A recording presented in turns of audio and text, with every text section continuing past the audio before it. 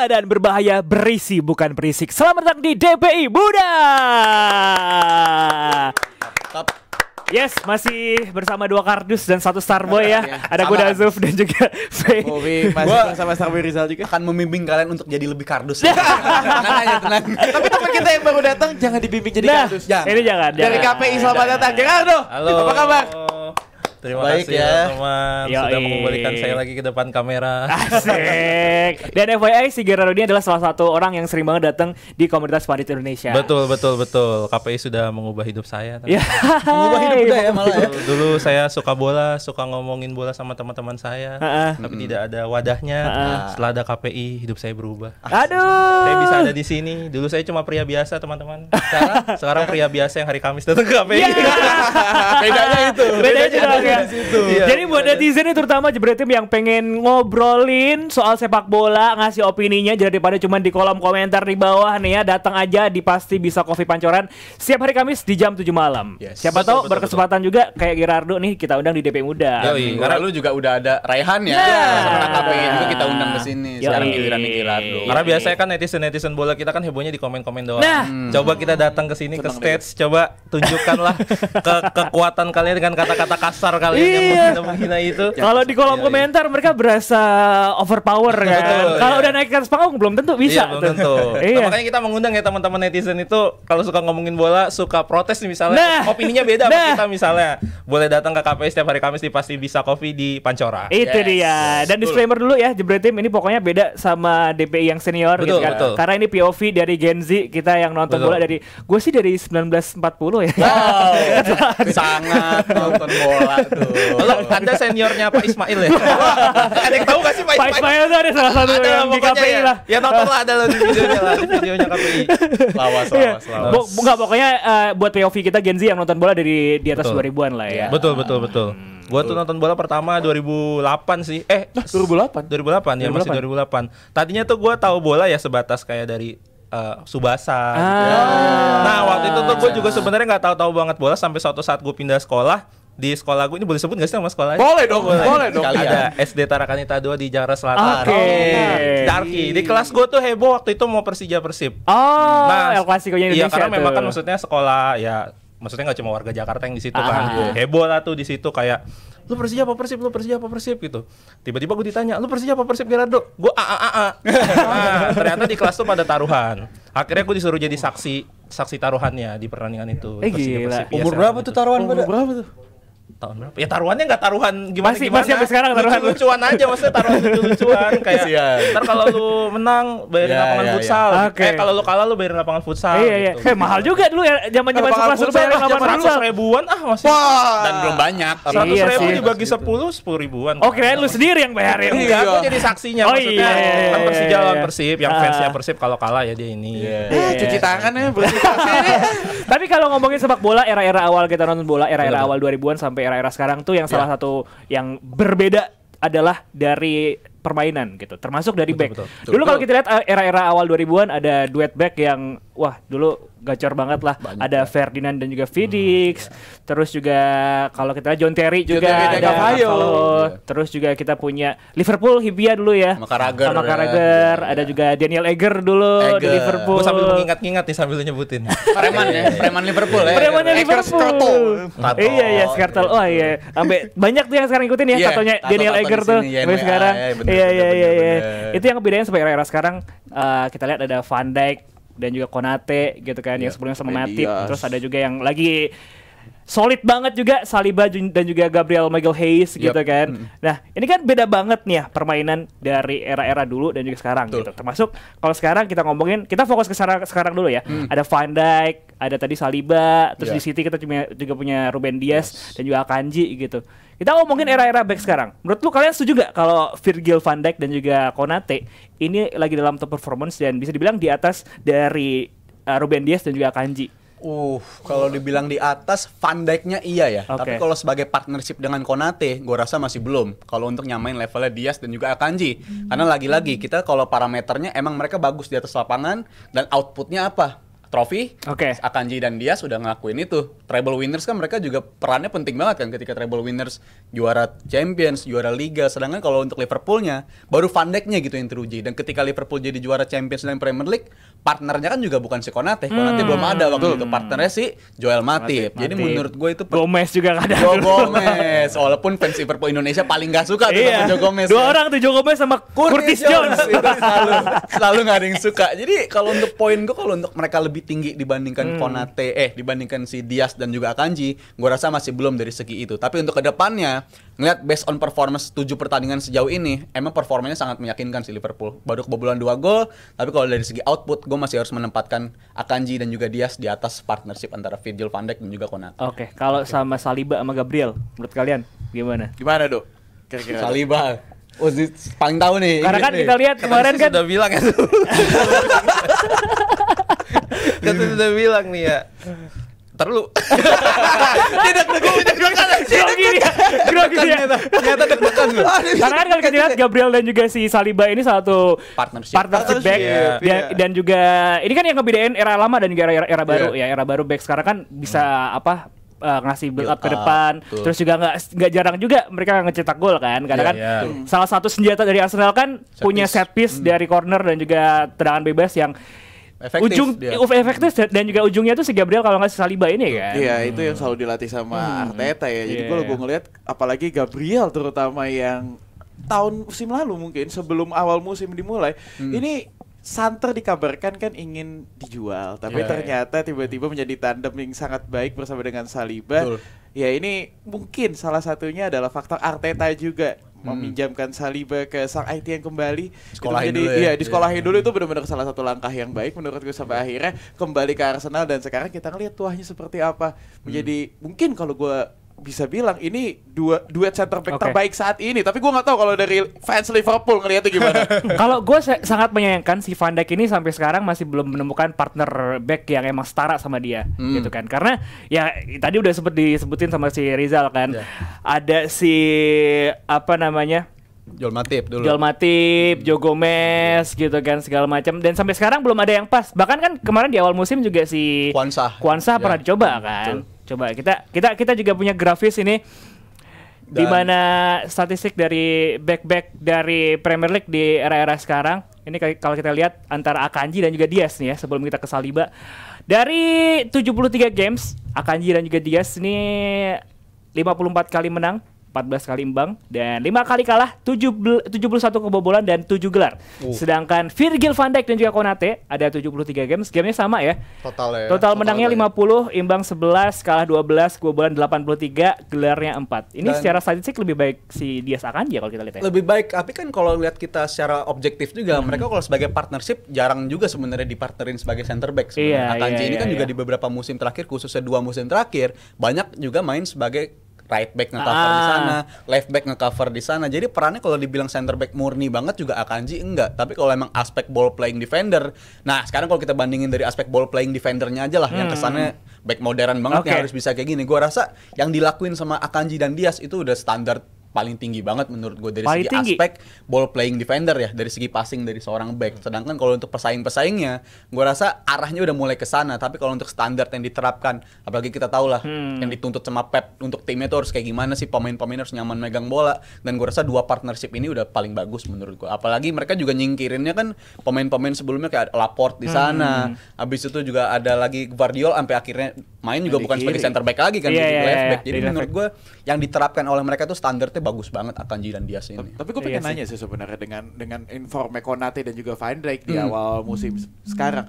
Lu ngelihat sebagai fans Liverpool berdua, apakah nantinya bisa melebihi duet dari Akanji dan juga Ruben Dias nantinya? Ada potensi ke arah sana. Karena ngeliat dari 7 game sekarang, ini kita lagi ngeliat sesuatu, kita lagi jadi saksi squad Liverpool yang lagi solid-solid di defense. Bahkan di era Klopp nggak pernah yang namanya 7 game tuh kebobolan cuma 2 gol. Jadi menurut gua apa yang dilakuin sama 2 partnership ini lagi dalam performa luar biasa banget. Tapi harus diingat, nih statement gue dari soal Konate terakhir adalah dia nggak pernah bisa start 7 game secara beruntun. Jadi menurut gue dari segi injury prone, ini pemain masih mengkhawatirkan sebenarnya. Apakah 7 game ke depannya lawan-lawan yang sulit dia masih bisa jadi starter?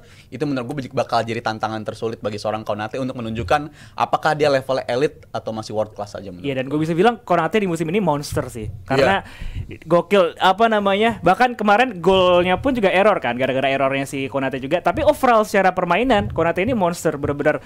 Dia bahkan ngegolin juga kemarin 2 games di Champions League dan juga di Premier League gitu kan. Jadi dia ini menuju, dan umurnya kan masih cenderung muda ya. Relatif 24 kalau nggak salah. Relatif 24-25 gitu kan. Dia masih punya masa waktu jenjang karir yang masih panjang. Jadi gue bisa ngelihat ke depannya mungkin Konate ini bakal jadi salah satu penggantinya Van Dijk, di mana Van Dijk sekarang udah 32, 33 ya. Umur juga. Dan juga di musim ini bahkan data statistik menunjukkan data duel tertingginya itu malah Konate dibandingkan Van Dijk. Jadi ada potensi, tapi jangan sampai Van Dijk juga nggak perpanjang kontrak. Gue juga takut fans Liverpool kalau dia nggak perpanjang kontrak. Jadi ini harus jadi krusial juga apakah Van Dijk bisa dipertahankan. Tapi kalau untuk so far peran Konate udah penting banget. Tapi kalau untuk partnership, gue rasa Konate masih butuh partner leadership semacam Van Dijk. Tapi gue pernah nanya ke lu semua, lu pernah ngeliat gak Van Dijk tuh main nekel-nekel sampai glosor-glosor gitu, pernah gak? Pernah sih sekali waktu tapi jarang kan? Napoli yang kartu merahnya ke Inzaghi, kartu kuning dia kena ke kartu merahnya kena Insigne sorry Insigne. Makanya gue bilang uniknya Van Dijk tuh dia tipe back yang lebih ke arah commanding, bukan ke arah yang nyapu-nyapu kayak gitu. Dia beda banget dari aspek itunya. Mungkin itu yang membedakan dia sama back-back zaman dulu. Back-back zaman dulu kompilasinya banyak sapu, tebas bro. Back Italia ya. Tapi kalau back kayak Van Dijk ini lebih ke arah ngatur. Bahkan ada periode di mana dia nggak bisa dilewatin juga sama lawan-lawan. Jadi itu pembeda banget sih antara Van Dijk dengan para pendahulu-pendahulunya menurut gue. Ini pengen gue bahas nantinya juga. Apalagi perbandingan dengan back sekarang dengan back zaman dulu. Kita tahu zaman dulu, kalau kita tahu di era 2000-an mungkin Gerardo juga sempat ngikutin. Kita tahu ada nama Vidic, Ferdinand, Terry, Calvaio, tadi juga ada Hyypiä dan juga Carragher. Yang tipikalnya sebenarnya ini lebih sering menyapu tadi. Jadi benar-benar filter terakhir dari kiper ya back ini. Jarang sekali mereka passing ke kiri ke kanan ataupun long ball yang sekarang dilakuin sama back sekarang. Lu kalau ngelihatnya perbandingannya sekarang, kalau misalnya back zaman dulu nih misalnya contoh John Terry dan juga Calvaio main di era sekarang, bisa survive gak sih? Mungkin bisa, tapi gini ya, maksudnya kan yang kalau kita nonton sepak bola itu kan berkembang. Ada satu tuh tadi yang dari tadi kita bahas tentang perbedaan back dulu dan sekarang yang sempat kita lupa ini. Sekarang udah ada VAR. Sekarang udah ada VAR. Mungkin kalau dulu tuh kayak sananya tipikal back kan kayak mungkin kalau di SSB pun kayak lu, kamu tuh kalau jadi back kamu tuh harus beras nggak boleh kasih lawan waktu. Iya kan, nggak boleh kasih lawan waktu buat megang bola. Dan dulu ketika lu melakukan sapuan kan wasit nggak bisa lihat VAR. Ya mungkin begitu kelihatannya itu bersih, oke lah. Clear game lanjut. Tapi kalau sekarang VAR terus kemudian pemain lawan strikernya guling-guling, kan akan jadi cek VAR kan, dan itu kan mungkin yang sekarang harus lebih diwaspadai dan dipikirkan oleh back-back zaman sekarang. Jadi ya tetap butuh mungkin main keras, karena itu kan juga identitas yang dibentuk sebagai seorang pemain bertahan kan, bahwa lu tuh harus punya punya ikon itu gitu loh, punya sifat itu yang ketika mungkin striker ngelihat lu anjir gede banget nih orang gitu kan. Mungkin tetap butuh seperti itu, tapi ketika dengan peraturan sekarang seperti ini lebih ketat, apalagi kayak lu nggak bisa lu harus meminimalisir kesalahan lu dan juga error lu dalam melakukan bertugas sebagai pemain belakang itu kan, itu juga harus dipikirin gitu loh. Jadi menurut gue ya tetap dibutuhin lah seperti itu, maksudnya ketegasan sebagai seorang back, tapi ya tetap harus hati-hati sih. Perhitungkan. Jadi poin yang penting juga, gue pengen jadi mention, apakah dengan kehadiran VAR ini mengubah permainan secara menyeluruh jadinya? Jadi permainan lebih taktis, jadi back-back kalau kita lihat seperti Van Dijk tadi sempat di-mention sama Riza, jadi lebih commanding sekarang. Commanding banget ya, tipikal Van Dijk ya. Tapi kalau untuk hal itu emang ada perubahan dari segi sana ya, dimana kalau back-back sekarang tuh emang nggak banyak mereka ngelakuin ngeglosor, nekel kayak gitu tuh, emang mereka lebih senang dituntutnya ball playing defender. Bahkan sekarang aspek yang kalau kita menilai back tuh sekarang bukan soal berapa banyak gol yang bisa dia cegah, tapi gimana caranya dia bisa breaking the line dan ikut build up lagi dan ikut build up. Jadi mungkin sekarang geser ke sana. Kita kalau ngelihat back banyak kan yang mungkin ketika katakanlah back tengah ya, center back duel dengan striker set, dia tuh bukan nyapu tapi seperti di covering, direbut bolanya, dia balik badan ke depan, lalu kemudian dribble buat build up, ya kan? Kalau dulu mungkin masih yang terus tackle bersih. Kalau kita main PS, kotak bulat. Kalau sekarang kotak doang langsung R2 lari kotak. Iya. Tapi yang ditampilin di layar ya soal Saliba dan Gabriel, gue juga ngeliat ada potensi salah satu yang terkuat juga. Bahkan gue di episode awal DPI Muda bilang bukan cuma di Premier League, tapi di top 5 Eropa bahkan dalam beberapa tahun terakhir gue ngeliat partnership yang sangat-sangat berkembang ya. Kita juga ingat Arsenal ketika hampir juara ketika sampai Saliba akhirnya cedera kan, baru musimnya runtuh. Jadi gue ngeliat ini partnership yang luar biasa banget. Tapi lagi-lagi nih, lu seneng nih pasti ngebandingin ini kan. Oh iya, seneng banget. Ferdinand kan. Legend gua. Ini yang masih bisa dibanggakan fans MU ya. Betul. Masa lalu. Vidic Ferdinand dan juga Gabriel Saliba, kalau kita ngelihat memang dari jumlah game-nya memang Vidic Ferdinand jauh lebih sering bermain. Mereka kalau kita lihat sekitar 60 hingga 70% ini persentage untuk kemenangannya. Iya. Di kebobolan 153, punya 10 gelar. Gabriel Saliba ini memang terbilang baru kalau gue bilang, tapi ngelihat win percentage ini di atas 70% dan kebobolan 83, 1 gelar. Lu ngelihatnya gimana tapi? Hal ini nih yang bikin gue akhirnya menempatkan Gabriel dan Saliba, walaupun gue bilang dia terkuat, tapi kalau untuk persaingan gue masih menempatin dia di bawah Akanji Diaz dan juga Konate Van Dijk. Karena segi output gelarnya itu belum bisa dibuktikan sama si Saliba dan Gabriel. Tapi kalau untuk Ferdinand, Vidic ini another level. Berarti lu ngelihatnya dari gelar ya? Gelar dan juga output. Iya, gue mau bahas juga kan. POV. Ikatan kartu sudah ngapa gini. POV orang kan ngelihat sepak bola kan sebenarnya beda-beda. Ada yang dari gelar, bisa juga mungkin ngelihat ada yang dari growth-nya, maksudnya perkembangannya, mungkin dari impact of the game-nya juga. Dan juga perkembangan mereka mungkin di beberapa musim kemarin Saliba dan juga Gabriel mungkin masih belum kelihatan karena mungkin ketutup sama performa City dan pesaing-pesaingnya, lalu kemudian kesini mulai naik. Yang tadi fans Arsenal sering dicengin sekarang bisa berbahagia. Sama juga dengan fans Chelsea begitu kan. Dan juga mungkin ada tim lain yang mungkin beberapa musim lalu dicengin sampai hari ini juga tidak berubah, masih contohnya MU lah Pak. Saya nggak nyebut. Tapi sebagai penutup coba kita kasih rating deh. Top 3 back terbaik sepanjang IPL. Lu dulu deh. Saya agak trauma nih begini-begini nih. Gue punya sih. Di atas 2004 ya. Sepanjang kita nonton bola ya. Di atas 2000-an ya. Oke. 20 tahun terakhir lah. Gue lagi mencerna nih. Lalu dulu daftar. Yang kasih gue dulu ya. Gue objektif. Gue kalau duet back gitu kan, bukan satu back doang gitu. Gue menaruh Vidic dan juga Ferdinand di nomor pertama. Objektif. Walaupun gue fans satu Vidic Ferdinand. Dua menurut gue Saliba dan juga Gabriel. Tiga gue bisa bilang Ruben Dias Akanji. Gue juga nyoba dan gue surprisingly gue gak akan menempatkan Van Dijk di sana karena yang bagus tuh Van Dijk. Kalau untuk partnernya kurang kan? gonta-ganti terus kan. Jadi gue kalau untuk menempati Vidic Ferdinand nomor 3. Nomor 2 deh. Nomor 2. Karena gue plototin kan ini. Nomor 3-nya Saliba dan Gabriel. Gue suka banget di top 5 di Eropa dia terbaik. Tapi nomor pertama John Terry Carvalho. Back yang sampai sekarang masih nanamin rekor kebobolan paling dikit sepanjang sejarah Premier League. Lu bayangin 15 gol dalam satu musim. Ada nggak yang bisa menempati level dia kayak begitu? Gue rasa kita harus menempatkan and put some respect ke timnya Mourinho waktu itu. John Terry dan juga Carvalho. Walaupun dia 2 kali ya punya duet back sama si Carvalho dan juga datang juga Galas datang juga di musim-musim setelahnya. Tapi untuk partnership ini dan kemanapun Mourinho pergi kan selalu ada si Carvalho ini. Emang lihat dia level permainannya gue rasa jago banget sih partnership sama Terry-nya. Lu gimana Fe? Gerardo dulu lah. Gerardo deh. Sikat. Kalau gue nih agak sulit nih karena ini kayaknya cuma berdasarkan yang gue tonton. Oke. Gak apa-apa. Jagielka ya. Apa Schalke sama betul? Jago tuh. Gue menyebut nama-nama tadi. Gue menyebutkan nama-nama yang udah kalian sebut tadi. Gue di peringkat 3 mungkin gue menaruh Saliba sama Gabriel.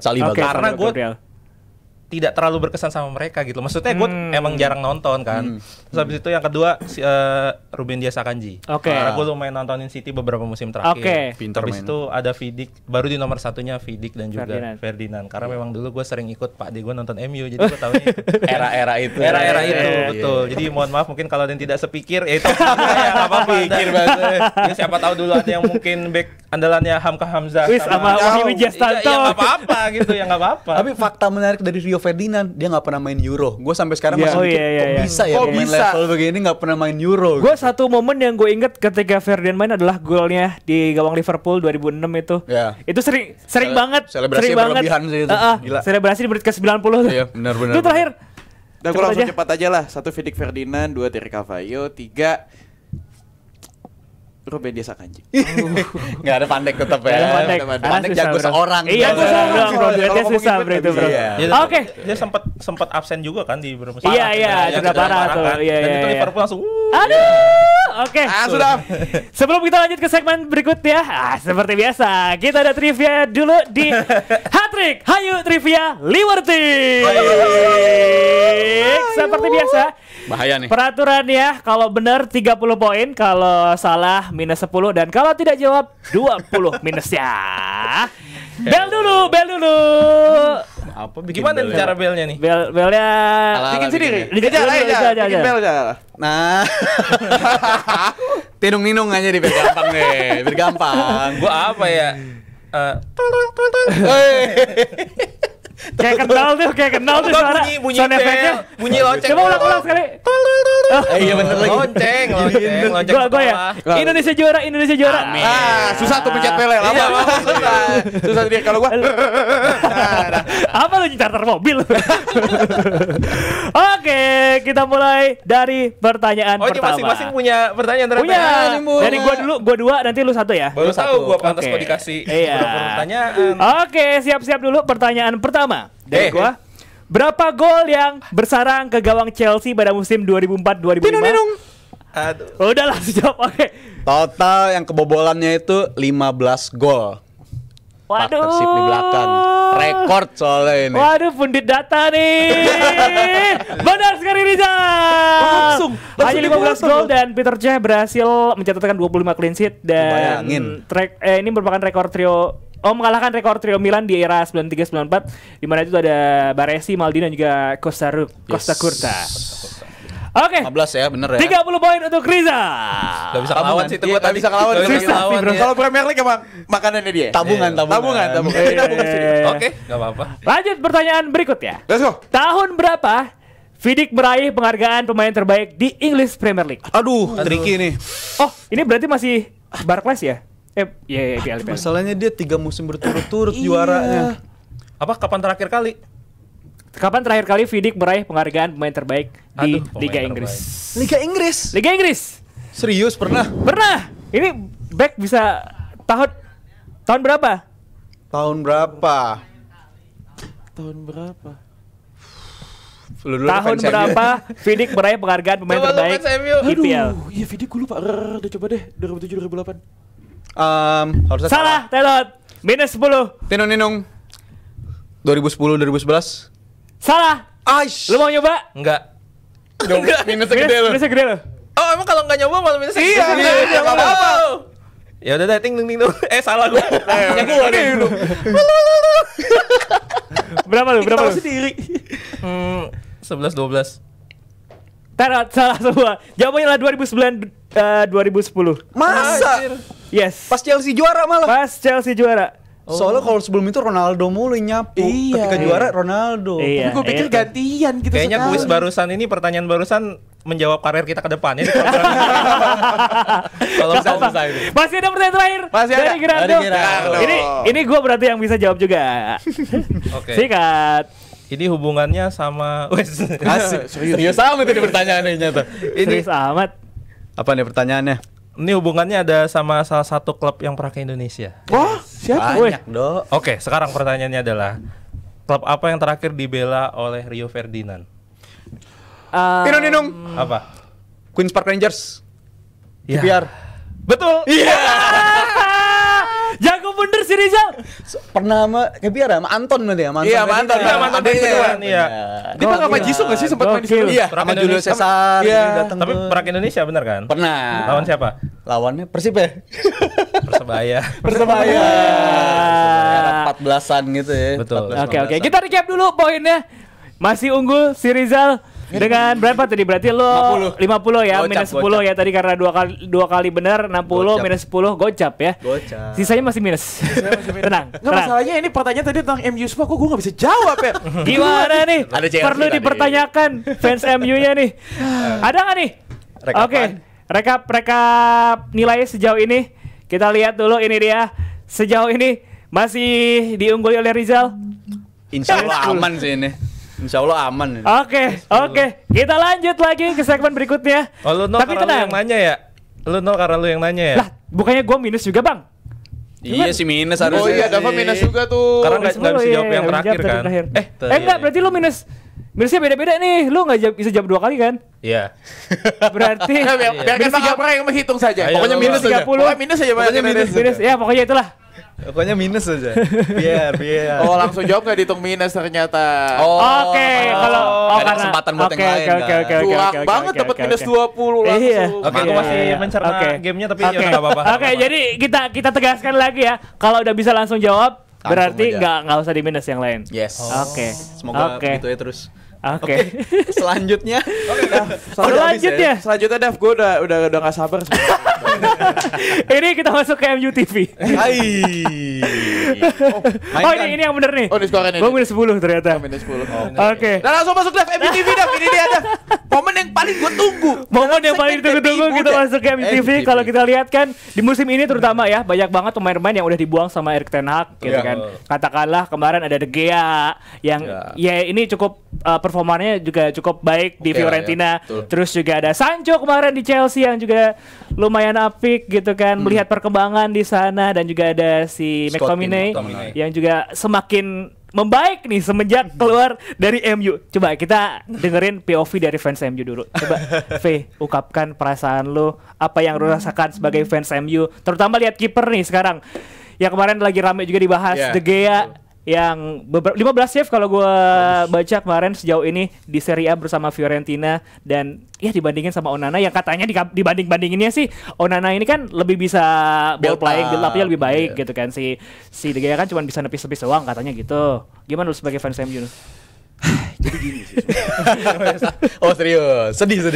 Ada tisu nggak? Nggak, gue suka bingung maksudnya.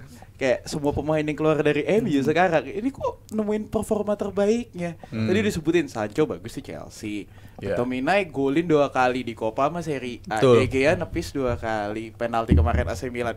Jadi gue sampai bingung sekarang, apakah memang salah pelatihnya atau memang salah timnya, karena keberatan nama. Gue juga sampai sekarang nggak paham. Udah ganti manajemen, oke, baru sebentar. Sekarang pelatihnya udah 3 tahun, udah menunjukkan progres yang maksimal. Pemain dia tuh udah dibuang semua. Ini udah kepinginannya Ten Hag semua ini sekarang. Iya. Masih belum ada Ayak semua tuh. Ayak semua, iya. Gerbong Ajax betul. Gue sampai bingung makanya. Salahnya di mana? Salah di Liverpool soalnya. Apakah salah gue ngefans MU harus pindah kah gue? Gue sampai bingung soalnya, Dev. Jadi kalau gue ngelihat ya, apalagi De Gea kemarin, itu salah satu performa terbaiknya menurut gue di Fiorentina. Memang di kualifikasi Conference League waktu itu sempat oke juga, beberapa save. Tapi pas ngelawan Milan kemarin 2 penalti, ini harusnya ngebuktiin sih menurut ya. Jadi sebenarnya pemain-pemain yang dibawa sama Ten Hag ini sebenarnya masih punya potensi kalau bisa dipertahankan. Ini kita lihat statistik si De Gea selama di Fiorentina, 6 kali games, 6 starter juga, 1 kali clean sheet dan 9 kali kebobolan. Dengan ada 2 kali penyelamatan penalti dari 2 penalti yang didapatkan yang dihadapi oleh De Gea ini. Ini bisa dibilang statistik yang cukup baik ya, De Gea di Serie A sejauh ini. Dan juga ini dari 6 game rata-rata setiap pertandingannya 4,5 save per game. Ini emang udah standar De Gea sih sebenarnya. Kita ngeliat dari zaman dia di United pun juga save-nya emang kayak begini. Banyak banget ngelakuin save-save yang gemilang. Tapi kan kelemahan dari dia ketika berseragam di United adalah di musim terakhir ya terutama itu terlalu error prone menurut gua. Ada beberapa error kayak contoh lawan West Ham, bola yang mudah banget dia kelepasan. Abis itu lawan pertandingan-pertandingan lain, lawan Sevilla ada kontribusi Maguire juga di sana. Jadi gua ngeliat emang di musim terakhir dia ini udah declining atau udah menurun ketika bersama Manchester United. That's why gua rasa selain karena gaji ada alasan kenapa dia nganggurnya selama setahun. Tim-tim juga masih ngeraba-ngeraba apakah dia sesuai dengan kapasitasnya, apakah dia masih bisa melanjutkan performanya kayak dulu lagi. Tapi based on performa dia 6 pertandingan bersama Fiorentina, gue ngeliat dia masih ada sih sebenarnya. Karena memang kualitas Serie A emang gimana-gimana mungkin. Tapi kalau untuk dari segi penyelamatan, 6 game kali ini De Gea menunjukkan dia emang penyelamatannya luar biasa. Walaupun masih kebobolan juga tiap pertandingannya ya. Tapi dari segi penyelamatan ini standar De Gea banget. Tapi menurut kalian sampai sekarang walaupun kemarin sempat nganggur setahun, De Gea masih salah satu yang terbaik untuk kiper? Menurut gue coba susah juga ya. Ya menurut gue mah oke-oke aja sih ya. Tapi mungkin kalau di grade A-nya mungkin enggak gitu ya. Mungkin ya. Kalau udah bukan grade A lagi ya? Iya udah mungkin enggak, karena emang kan masih banyak banget opsi-opsi kiper yang lain kan. Cuma ya masih oke. Mungkin ya kalau dia di Serie A bisa perform kan, pertanyaannya mungkin bisa aja kayak De Gea pengen nunjukin kan setelah dia kemarin begitu akhirnya dia dapat tempat untuk bermain lagi, dia pengen nunjukin bahwa ternyata mungkin pernyataan netizen dan juga penilaian terhadap dia itu salah kan, pasti ada dong seorang pemain bola pengen menunjukkan itu gitu kan. Betul. Dan juga ada yang mau gue garis bawahi dari dia nepis 2 penalti itu. Ingat penaltinya itu dua-duanya tendangan yang susah loh. Yang dia nebak dan nepis, bukan yang bolanya ke tengah ke posisi kiper atau ketinggian. Berarti bukan karena keberuntungan ya. Betul, beda arah juga kan, beda arah. Bener-bener nebak dan bener-bener jauh yang dia menjangkau sampai pojok kan. Jadi ya kalau buat Pai dan juga teman-temannya mungkin setelah mungkin ngelihat jadi kayak yang aduh mana di gua kipernya lagi apakah saya harus belanja Celsius Gebze kan. Celsius Gebze aduh lucu banget itu, siapa tahu lu butuh gitu. Kalau kiper Meksiko tuh Ochoa yang selalu bersinar bagus di Pildun doang tuh. Ajang Pildun dia di klub nggak kelihatan dia Ochoa.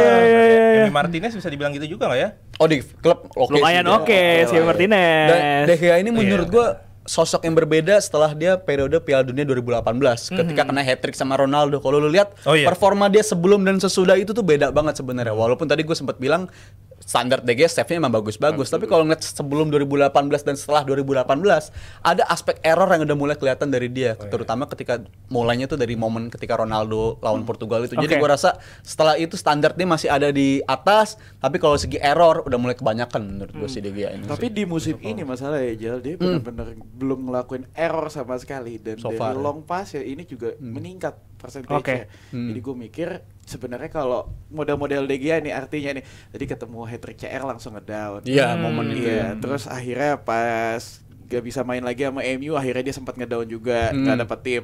Tapi mungkin De Gea tipikal yang kayak gitu. Memang harus kena batunya dulu, akhirnya bisa step up. Harus ada yang nge-trigger dia dulu. Harus ada yang nge-trigger dia dulu. Gue sih pasti percaya kalau misalnya musim ini Fiorentina juga line up-nya lumayan loh. Iya. Jadi kalau misalnya bisa berbicara banyak di Serie A, mungkin ini breakout seasonnya dia nantinya sebelum nantinya bisa masuk ke tim besar. Tapi masalahnya tim-tim besar udah pada punya kiper. Iya sih. Dan berapa sih? Umurnya berapa sih? 33 ya apa? 34 ya? 33 deh setahu gue. Soalnya di Atletico kan umur 20-an waktu dia pindah ke seharusnya 33. Tapi ketika di sama Spanyol pun juga udah nggak dilirik lagi kan. Even ketika dia bersama United tuh masih jadi pemain utama statusnya. Jadi di Euro 2020 kelewat nama dia, di Piala Dunia 2022 juga nggak dilirik sama sekali. Jadi gua rasa emang kayaknya tuntutan untuk kiper sekarang dia udah nggak memenuhi aspek itu. Tapi kalau untuk aspek penyelamatan dia masih ada di atas. Tapi kalau untuk ball playing goalkeeper gua rasa ketinggalan jauh dibanding yang lain sih. Sempat gue mention juga tadi selain ada De Gea gitu kan. Bahkan kemarin si Om Haryo kan sempat bikin statement ya, di mana si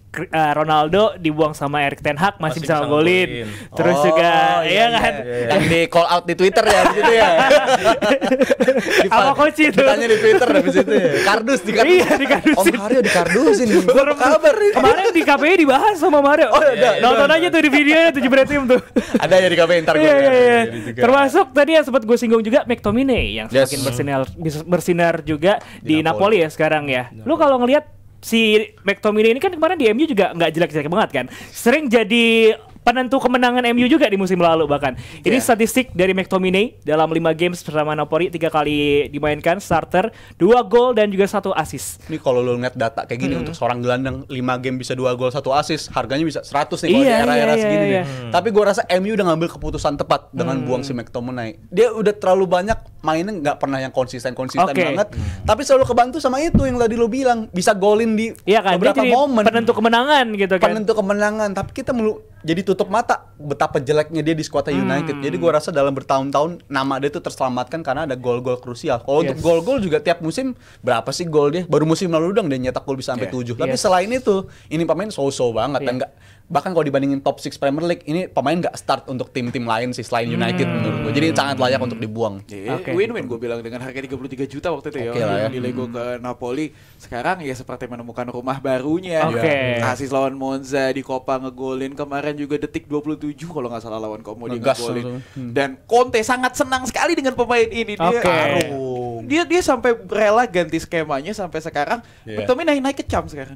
Di belakang Lukaku. Jadi mungkin ya ini win-win buat MU oke, buat Napoli oke, buat McTominay juga oke. Dan mungkin gue merasa juga McTominay akhirnya seperti seger lagi ya begitu pindah tim, karena kan ya namanya pemain bola juga manusia gitu kan. Ketika dia masih di MU mungkin dia sudah berusaha untuk meningkatkan performa, juga menunjukkan performnya. Tapi kan dari yang kita lihat dan juga tadi Bang Rizal bilang kan bahwa sempat beberapa kali stuck. Cuma akhirnya gol menit akhir, dan pasti kan sempat ngerasa kayak anjir gue harus gimana lagi nih, gue harus gimana lagi nih, udah ngikutin maunya pelatih, udah ngikutin maunya penonton dan segala macam. Pindahlah dia ke Serie A dan Napoli. Tiba-tiba mungkin kayak seger aja gitu, suasana baru, fresh, pengen membuat sesuatu yang baru. Jadi gue tampil ya di musim yang baru bersama tim yang baru di liga yang baru. Bukan gue tampil lagi di MU, tapi masih diingat pertandingan kemarin gue di MU yang begini begitu. Fresh aja gitu. Jadi menurut kalian faktornya emang karena si McTominay ini dibuang sama Ten Hag karena di MU udah nggak perform, atau karena performanya yang baik-baik bagus ini karena emang Serie A liganya standarnya di bawah Premier League? Ya kalau untuk standar sih sebenarnya dulu Victor Moses, Ashley Young juga ketika udah jelek di Premier League pindah ke Serie A jadi bagus sih pemain-pemain kayak gitu. Tapi kalau untuk McTominay, Smalling juga bagus di Roma tuh. Di Roma gua. Usia kan Smalling bahkan di Roma ya. Jadi gua rasa kalau kapten juga kan dia. Iya. McTominay ini sih.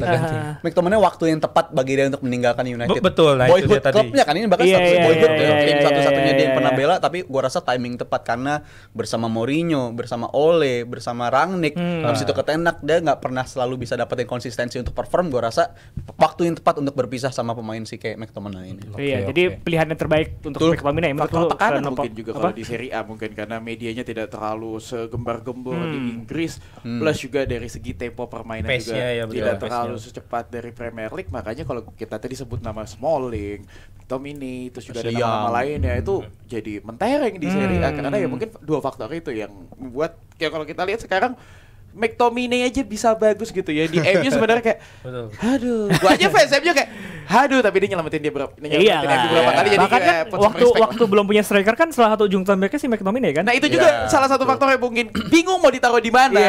Padahal dengan skill set seperti ini pemain harus dikasih kebebasan. Itu dilakuin sama Conte, sedangkan Erik ten Hag saklek mau. Bahkan di Scotland juga dia dapat perannya kayak gitu.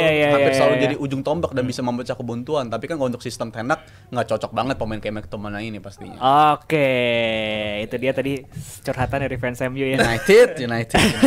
Gue ngomongin McTominay jadi keinget ini loh, kalau Liverpool dulu Martin Skrtel sering blunder, sering bikin error, tapi sering bikin goal set piece. Jadi kita mikir oke lah ini oke lah. Padahal mah jelek. FYI sampai sekarang masih main kan? Masih ada ya? Masih ada di Fenerbahce kalau di liga ininya dia. Iya benar. Udah berapa tuh umurnya? Iya, veteran banget sekarang lah. Tapi sekarang punya rambut dia. Iya, aneh banget, ngeliatnya aneh banget. Dulu botak kan, sekarang punya rambut ya. Aneh banget, nggak biasa gue liatnya begitu. Oke. Tanda panah yang keluar ya. Avatar dong. Dadah, kita langsung aja Bah. Udah masuk MU TV. Ini saatnya main lagi kita. Yoi, kita masuk ke hat-trick. Ayo trivia Liberty. Ayo. Mainkan. Kali ini game masternya adalah V, sikat V. Ini seru nih soalnya nih. Karena ngebahas MU, jadi gue gak boleh ikutan kuisnya. Gue yang membantu sekarang. Iya benar. Gue harus nabung poin di Liga Indo nanti. Oke. Spoiler dikit dong. Yakin lo? Next segmen apa? Tapi yakin apa lo? Ini kan kita udah pakai jersey timnas berdua nih. Dah, kita langsung aja masuk ke pertanyaan pertama. Ini pertanyaan yang sangat menyulitkan pasti buat teman-teman semua yang ada di sini. Oke. Apa zodiak dari Scott McTominay? Ya Allah. Kampret. Ya Allah. Ngomonginnya zodiak. Ini Nothing Tulus sih ya? Iya. Tulus lah gua. Aduh. Ada clue enggak dia? Ninong. Kamis Legi. Rabu Pon. Ninong. Nyoba aja lah ya. Boleh. Leo. Close. Tapi masih salah. Apa lagi urutan dari zodiak? Sesudah atau sebelum nih? Leo dikit lagi. Sesudah atau sebelum? Leo dikit lagi. Indonesia juara. Scorpio. Tahu, Zul. Gua enggak hafal lu zodiak. Gua enggak hafal. Toel. Belanya enak ya? Cancer. Iya. Tiga-tiganya salah. Iya. Karena zodiak dari Scott McTominay adalah Sagittarius. Ya. Mana gua tahu. Ternyata tokoh utama di Grand Caesar. Enggak deket-deket banget dong, Pak. Gak deket-deket banget. Karena gue lupa ternyata tanggalnya beda ya. Kan gua kira deket sama Leo ya. 99. Nah. Gua kira Leo dikit lagi, yang benar Leo Guntara. Kurang-kurangin nama gue yang mungkin kebiasaan nih gue. Untung gak nyebut Leo Saputra, masih main bola sama gue kemarin. Oh harus ada sama guanya gitu ya? Enggak, soalnya di tackle sakit. Iya. Oh makin pick me banget Anda. Betul sekali, yuk kita masuk ke pertanyaan kedua. Udah langsung aja bahas MU lagi. Ini pengganti DG kan Onana nih. Nah kita bahas tentang Onana. Oke. Pertanyaan seputar Onana. Ini lucu banget. Arahnya jelas nih kayaknya nih. Lahir di manakah Onana? Kira nanya soal abangnya. Kota ya? Mah orang ini. Kota ya? Kota mana Onana lahir? Aduh. Alabangnya kan lu main Indonesia tuh Liga 1 Depok tuh.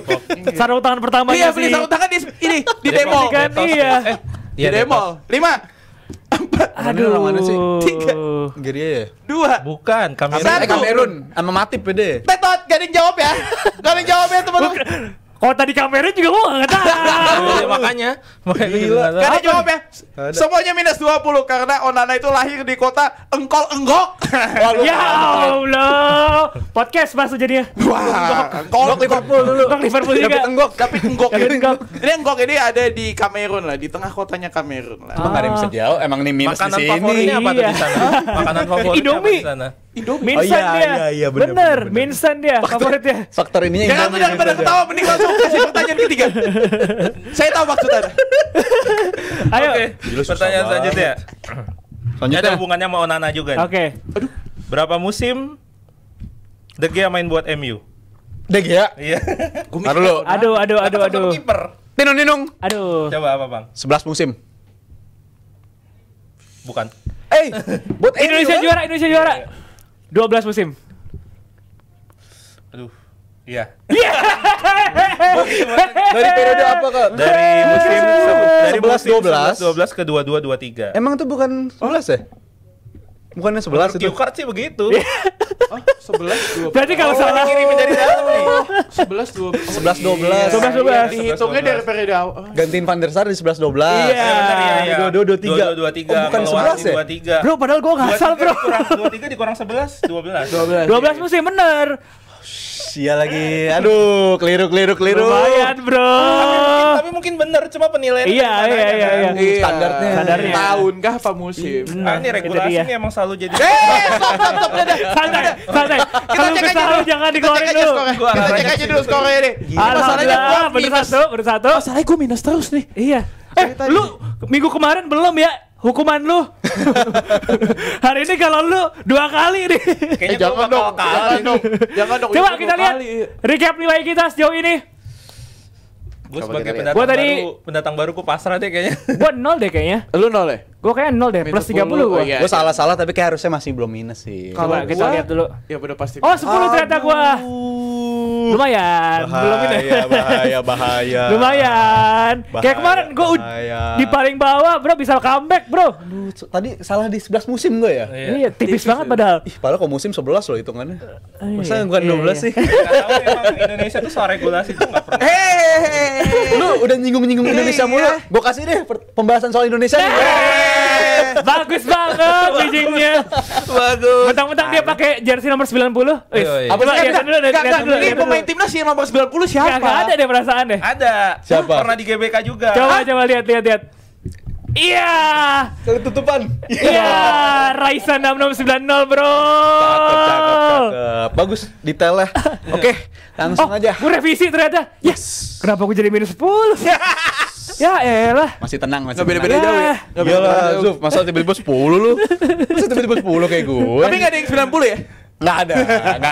Dan sekarang kita masuk ke pembahasan Indonesia. Ini karena dia, ini dia. udah Oktober, Bro. Dan nggak lama lagi Hamin 2 Timnas ya. Day. Hamin 2 kita akan berhadapan oleh ketika kita taping ini ya. Iya, Betul. Hamin 2 kita akan berhadapan dengan Bahrain. Tapi kalau ngomongin soal persiapan, kata Pak Sumarji selaku manajer timnas nih mengatakan kemungkinan besar Martin Pas udah bisa untuk dimainkan Yes. pertandingan lawan Bahrain. Tapi kalau untuk kalian sendiri, percaya nggak untuk Martin Pas ini bisa tampil all out 100% dan juga tersedia ketika berhadapan dengan Bahrain? Lu dulu deh. Gua rasa bisa sih, soalnya kemarin juga kan gue tadi sempat buka Twitter dan di situ kan dari pihak FC Dallas katanya menyatakan bahwa kemarin emang dicadangkan Martin Pas supaya cederanya nggak makin parah. Yes. Precaution ya berarti ya. Betul. Iya. Dan gue berharap ini supaya yang gue baca ini ori berita hoax ya dari Insya Allah benar. Kredibel lah beritanya. Iya kredibel, so dari kemarin juga udah seliweran berita yang aneh-aneh kan. Iya. Udah mau ke Madrid lah. Itu hoaxnya di Facebook tuh. Katanya dibaca di mana dia? Iya. Iya makanya yang pas gue baca di Twitter. Tapi balik lagi ya, gue Pas ya. yakin. Dan kalaupun emang Martin Pas nggak bisa ya, Opsinya. opsinya ya Hernando yang nggak masalah juga. Gue Oke. tetap harus percaya sama pemain yang tersedia gitu. Oke. Karena ada pemain-pemain terbaik yang dipilih dari semua yang ada dan available kan buat timnas. Jadi Gue percaya aja Martin Paes bisa nggak bisa juga nggak masalah. Walaupun kemarin kalau kita lihat si Martin Paes ini sempat dikabarkan bakal menepi sampai awal November kan. Tapi karena ini udah banyak banget kabar-kabar yang dikabarkan bahwa si Martin Paes ini membaik gitu kan, dan Pak Sumarji aja udah bisa bilang kalau dia ini siap lawan Bahrain. Gue yakin kalau Martin Paes bisa main, ini bakal menjadi amunisi yang sangat berarti untuk Indonesia gitu kan. Karena kalau kita lihat Bahrain ini kan salah satu tipikal lawan yang hampir sepadan lah kalau sekarang levelnya sama Indonesia gitu. Dimana kita juga membutuhkan Martin Paes. Dimana kemarin si Bahrain kan sejauh ini berada di posisi ketiga di nomor 4 kan Indonesia, di mana kita berbeda 1 poin berkat kemenangannya si Bahrain lawan Australia 1-0. Golnya pun juga laki karena kan itu own goal kan dari Sota kan. Lawan 10 orang kan. Lawan 10 orang juga gitu kan. Bahkan setelah itu dihajar habis-habisan sama Jepang 5-0 gitu kan. Kalau kita lihat lawan Bahrain waktu 2 pertandingan di awal kemarin kan mereka lebih main bertahan ya. Mereka lebih reaktif dan istilahnya mereka membiarkan lawan ini menguasai bola gitu.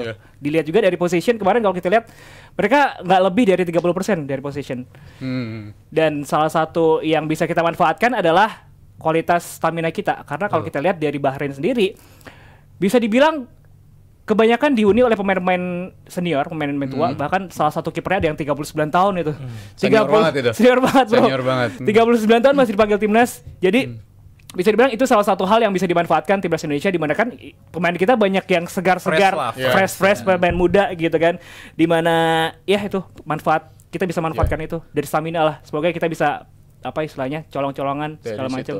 Oke, lu kan kiper ya, Fa ya? Setahu gua kiper ya. Lu lihat sendiri dengan situasi Martin Paes sekarang ini ideal nggak dengan isu-isu dia membaik bukan berarti bisa 100% fit kan. Kalau nyatanya nanti harus dimainkan Hernando itu apakah ideal situasinya seperti itu? Dan juga pertanyaan gue adalah karena kita 2 pertandingan terakhir emang kita ngeliat standar Martin Paes bagus banget.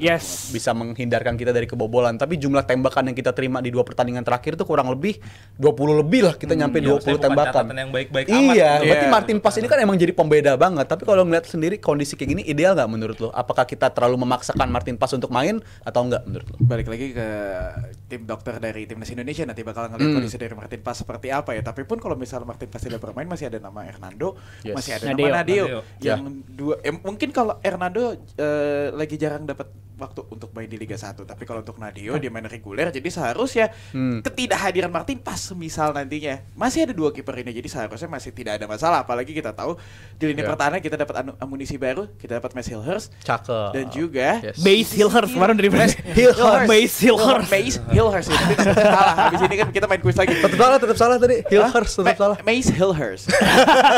Mace parah banget. Gue ingat banget cadel. Bahaya nih kalau ngomongin cadel nih. Masalahnya pemain yang mau gue mention lagi setelah ini cadel juga nih.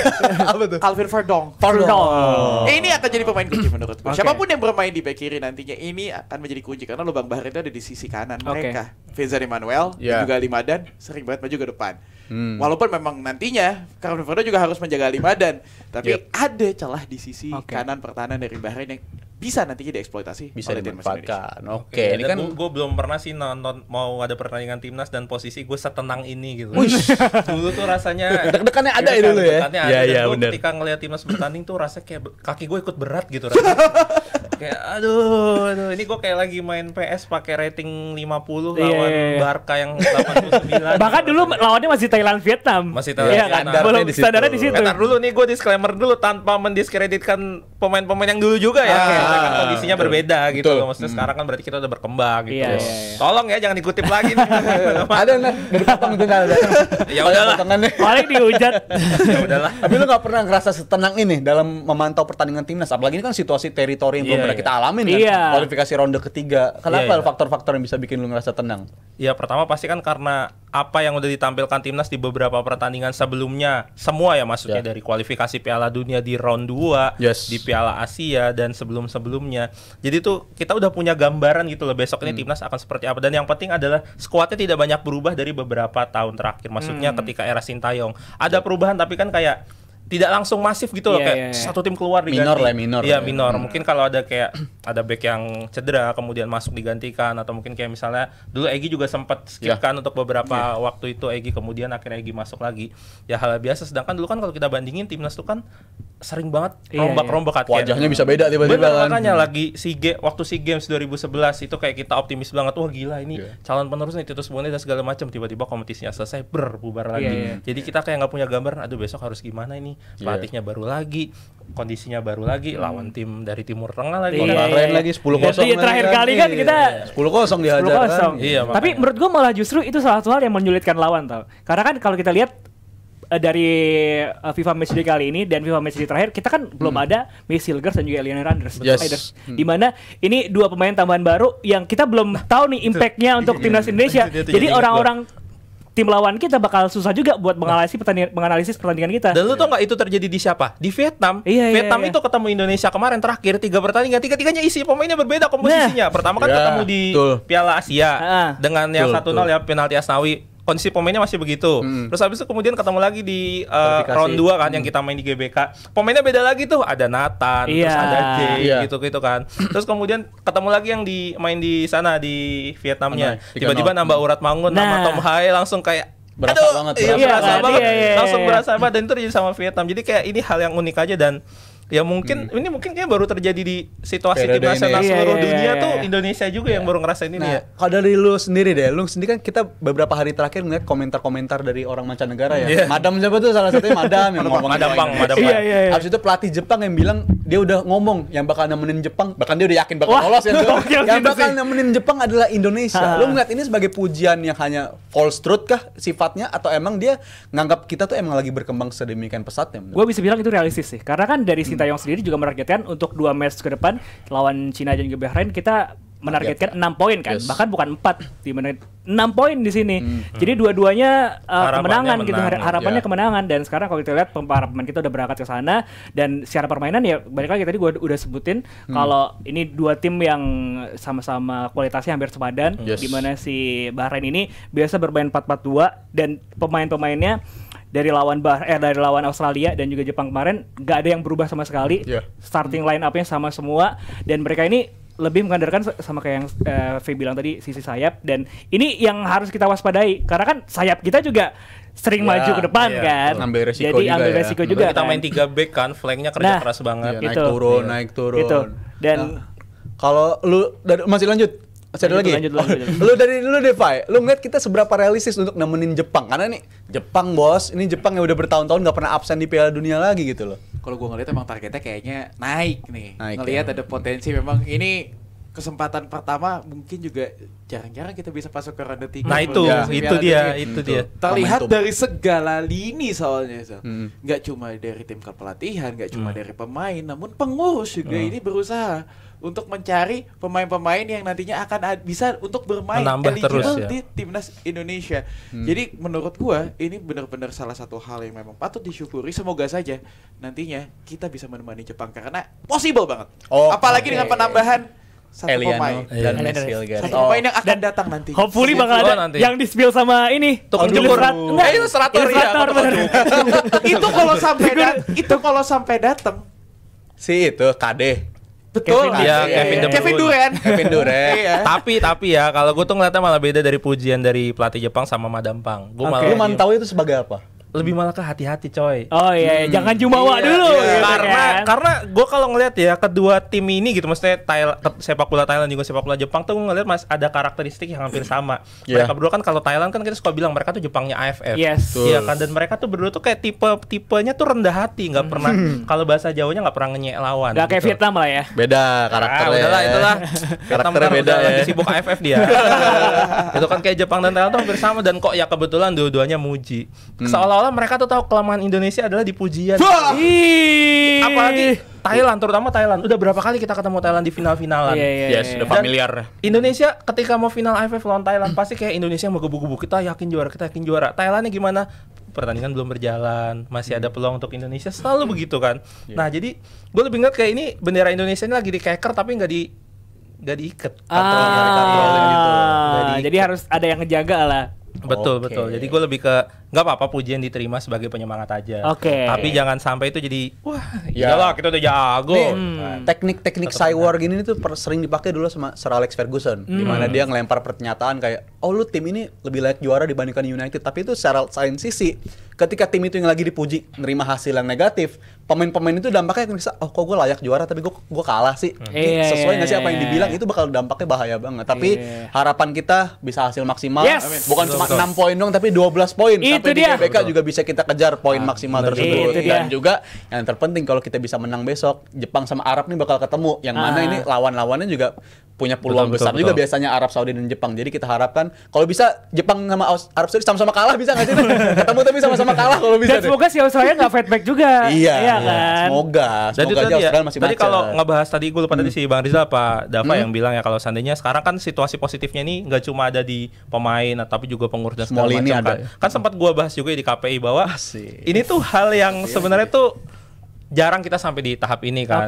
Jadi emang ya harus digasin aja gitu loh. Karena kan sekarang banyak yang bilang kayak alah lolos round ketiga dengan pemain yang begitu, dengan pemain yang label N gitu kan.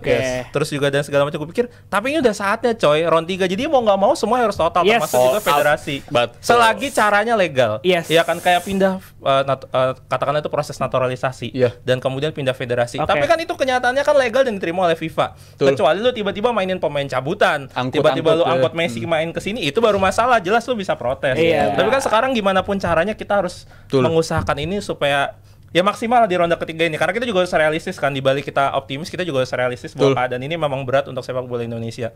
Dan yang harus gue ingatkan lagi adalah kan sempat di komen juga ya kayak ini beberapa pemain kayak Ragnar Oratmangun ini kurang perform di timnas dan segala macam kan. Tapi memang pada kenyataannya pemain-pemain ini kan baru debut di timnasnya di Indonesia. Jadi gua rasa wajar kalau mereka mungkin butuh penyesuaian beberapa kali. Beda dengan negara-negara lain yang memang mungkin pemain timnasnya udah dari dulu berkompetisi di level negara gitu. Mantap. Karena sekarang udah waktunya masuk ke quiz lagi. Itu dia. Pokoknya kita dukung terus Indonesia. Nggak ada lagi timnasnya Indonesia Free, timnasnya Sintayong, semuanya sama, timnas Indonesia. Itu dia. Let's go, kita masuk ke segmen terakhir kuisnya. Karena nanti masih ada kuis terakhir juga. Penentuan. Kita masuk di Atrik Hayu Trivia Liberty. Sikat Rizal. Giliran gue ya. Ini gue pesimis sih kalian bisa jawab sejujurnya. Jadi kita mainkan aja ya. Oke. Pertanyaan pertama. Apa klub yang dibela oleh Martin Paes sebelum berseragam FC Dallas? Indonesia juara. Ini duluan. FC Utrecht. Karena jawabannya tepat sekali. Gue kelamaan nonton Koci ya ini ya? Tahu dari Koci ya? Enggak, karena highlight itu sebelum ke Dallas kan bajunya FC Utrecht. Yang dia nepis-nepis berkali-kali itu kan. Iya. Jadi kalau yang nonton Belanda udah familiar sebenarnya sama Martin Paes ya. Jadi Fai udah ngerebut duluan. Gue tadi mikir, bel gue apa ya? Gue lupa. Kan gue bilang susah sendiri kan lu. Susah sendiri. Gue pengen ke bel Dalotnya susah gimana Indonesia juara itu susah. Kita masuk pertanyaan kedua sekaligus yang terakhir dari gua nih. Pertanyaannya adalah musim lalu Mes Hilhers mencatatkan total 1 kartu merah. Pertanyaannya, ketika melawan apa itu kartu merah dia dapat? Ini di Eredivisie. Eredivisie musim lalu. Oke. Coba. PSV. Karena yakin lo? Yakin. Dari sekian banyak pemain, sekian banyak tim. PSV Eindhoven. Oke, karena jawabannya gila lu sapu bersih jawabannya. Aduh, gue kena hukuman ini mah. Kok bisa jawabannya sapu bersih? Gue kena hukuman ini mah ini. Kok bisa? Nggak salah ya? Nggak salah? Enggak sih sebenarnya, nggak salah. Gue tadi mau jawab either Ajax, PSV, atau Feyenoord. Bisa begitu. Tapi kayaknya dua tim ini kalau lawan ini nggak terlalu. Tapi inget, hukuman lu minggu kemarin belum ya? Ya nggak apa-apa. Lu tetap dihukum ya? Ada tabungan. Yang penting gue bisa ngaku gue juara ini. Dua jawaban udah disapu bersih sama Fai. Pertanyaan gue udah habis. Sekarang sisa pertanyaan Gerardo. Oke, pertanyaan terakhir. Gue bisa sapu bersih gak ini? Belum ada yang bisa sapu bersih di setiap kuis kita. So far. Ini pertanyaannya emang tinggal 3 lagi gini kan? Terakhir lu. Terakhir satu. Ada 3 pertanyaan. Oh, ada 3? Enggak sih 1. 3 di dia. Ada aja lu. 3 di dia. Ada aja lu. Oke, ini hubungannya ada sama Mes tadi. Oke, pertanyaannya, berapa kali back timnas kita sudah membela timnas Indonesia yang bernama JIZES? Indonesia juara. Oke. JIZES berarti 2 kali. Salah. Salah. Tino Ninong 4 kali. Salah. Ih, tipis tuh pasti. Bismillah, bener ya. Gue tahu nih antara ini. 5. Iya. Hah? Iya. Iya, bener dong. Iya. Emang harus gimmick dulu ya? Gara-gara gue kebiasaan gimmick jadi pas gue bener 5. 2 kali lawan Vietnam. Iya, 2 kali Vietnam. Oh iya. Filipin. Astaga. Kualifikasi. Gua kira dia masuk. Hitung Vietnam 2 kali ya. Oh iya, Vietnam 2 kali. Yang lawan Irak belum ada dia. Iya. Lawan Irak udah dong. Irak kan Irak. nggak ini Nggak main 2-0 maksudnya. nggak main dia. Nggak main. Maksudnya nggak main ya. Jadi 5 Tapi Bang udah Jai. dia, cuma nggak main. Nggak main dia. Kartu merah Jordi Amat. Iya. Terima kasih Aduh. banyak teman-teman. Akhirnya saya memecahkan rekor untuk segmen. Bisa menjawab 3 Tenang. pertanyaan. Pokoknya yang masih minus masih ada kesempatan karena kita masuk ke ini dia pronunciation challenge. Pronunciation. Ini pemain-pemain Serie A. Hah? Ini pemain Serie A? Wah, Waduh, Ya susah udah nih. coba. Kita coba Bundesliga nggak dikeluarin. pertanyaan pertama. Ini dia. Aduh, susah banget itu. Ini mah gue kayaknya bawaannya pengen dikasih aksen-aksen aja sih bacanya kayaknya. Coba. Gua Ninong. Yaudah lu duluan coba. Odilon Kusunu. Oke. Tino Ninong coba ya. Odilon Kosono. Gue mau so ide nih. Apa tadi kan ganti beda Lah itu benar. Oh iya, benar. Oyon kosong. Susah bener. Buat terakhir ya. Ide. Odilon. 3